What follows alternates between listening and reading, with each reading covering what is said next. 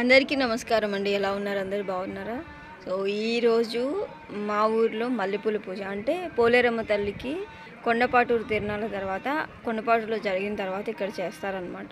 మల్లెపూల పూజ అనేది 5 విలేజెస్కి ఇన్విటేషన్ లాగా అనౌన్స్ చేసి ఇచ్చేస్తారు. ఇంక ఇదంతా కూడా అంతకుముందు చేసినప్పుడైతే ఈ రోడ్ మీద అంతా కూడా పట్ట వేసేసారు. ఇప్పుడైతే అటు సైడ్ ఇటు సైడ్ కూర్చునే వాళ్ళకి మాత్రమే ఇక్కడ వేసేసారు.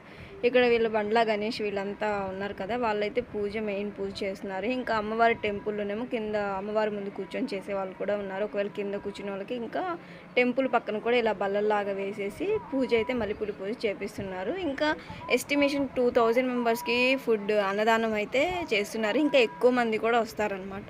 చాలా ఊర్లకి కూడా మైక్ త్రూ అనౌన్స్మెంట్ చేసేసి చెప్పేశారు.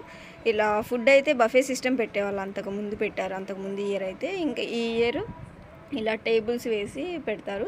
ఇలా మల్లెపూల పూజలు మీ ఊర్లో జరుగుతాయా లేదా కూడా కామెంట్ చేయండి. మా ఊర్లో అయితే ఎవ్రీ ఇయర్ ఇలా జరుగుతాయి. ప్రతి ఒక్కళ్ళు వెళ్ళి అక్కడ మ్యారేజ్ అయిన వాళ్ళు కాని వాళ్ళు అలా కూర్చొని పూజ చేసుకుంటే చాలా మంచిదని చెప్పేసి ఎవ్రీ టైం ఇలా అచ్చంగా మల్లెపూలతోనే పూజ చేస్తారనమాట.